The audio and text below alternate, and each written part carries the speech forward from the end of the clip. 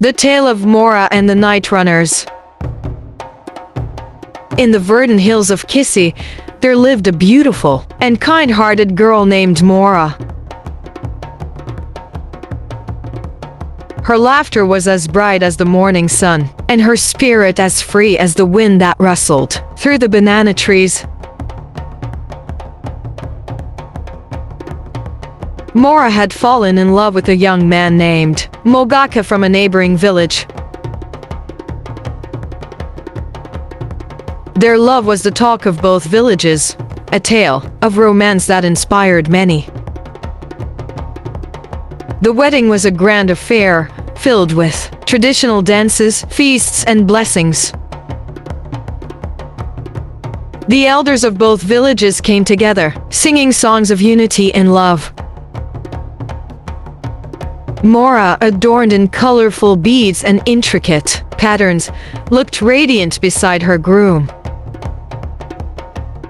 As the sun set, casting a golden hue over the celebrations, Moraa and Moraa promised to be each other's companions for life. With joy in her heart and hope in her eyes, Moraa moved to Mogaka's village.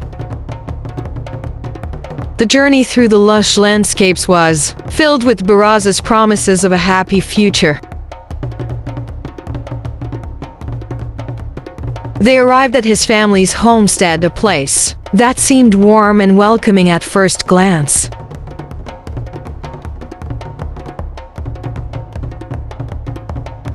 His mother, an elderly woman with a mysterious glint in her eyes, greeted Moraa with a smile that never quite reached her eyes. But Moraa was so happy that she did not notice the cold attitude from the mother-in-law. On the first night in her new home, Moraa lay awake in the unfamiliar bed, trying to silence her nervous thoughts. Moraa was nowhere to be seen. Suddenly, she heard soft whispers and faint footsteps outside the window. She thought it was Moraa. Her curiosity piqued. She peeked through the cracks of the wooden walls and saw shadowy figures moving swiftly through the night. Her heart pounded as she recalled the tales of night runners from her childhood, stories of witches who roamed at night, causing mischief and fear. She hoped and prayed that that was not the case. Days turned into weeks, and Moraa noticed strange happenings in the village. People spoke in hushed tones about night runners and their eerie activities. Her husband would disappear in the night and come back when it was almost morning. One evening, as she helped her mother-in-law prepare dinner, the old woman casually mentioned that visitors would come that night. Moraa's blood ran cold. She remembered the rumors she had heard about Mogaka's village. Rumors that the night runners not only roamed the night but feasted on the bodies of the dead.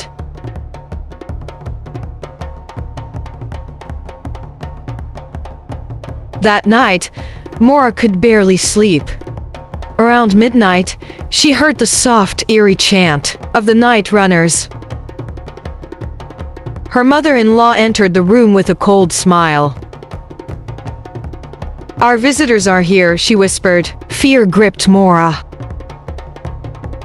She could hear the shuffling of feet and the faint laughter of the night runners outside. She heard them calling out their name, asking her to join them.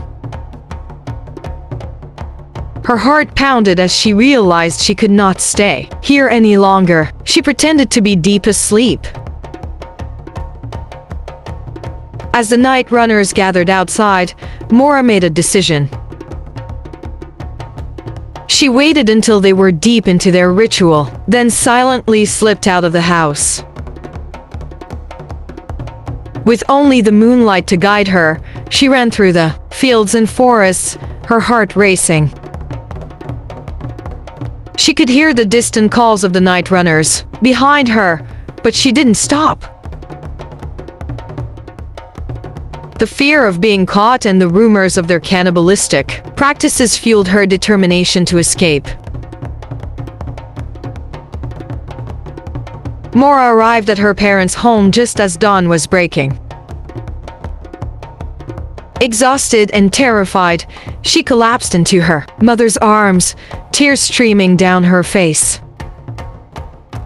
Her family listened in shock as she recounted her harrowing experience. They embraced her, relieved that she had returned safely. Word spread quickly through the village about Moraa's escape. Elders from both villages convened to discuss the unsettling revelations. Mogaaka tried to visit Moraa, but her family, now protective and wary, refused to let him see her. Moraa never returned to Mogaaka's village, and the tales of the night runners remained a haunting reminder of the darkness that sometimes lurks beneath the surface of seemingly peaceful places.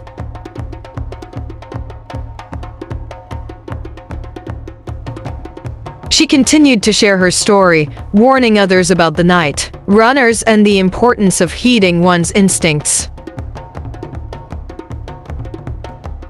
Moraa slowly rebuilt her life, surrounded by the love and support of her family. Her experience, though terrifying, made her stronger and more resilient. Moraa's tale became a legend, passed down through generations. It served as a cautionary story about the unknown and the importance of courage in the face of fear. Her story was a reminder that true love should not come with hidden dangers, and that sometimes the bravest thing one can do is to run away and start anew.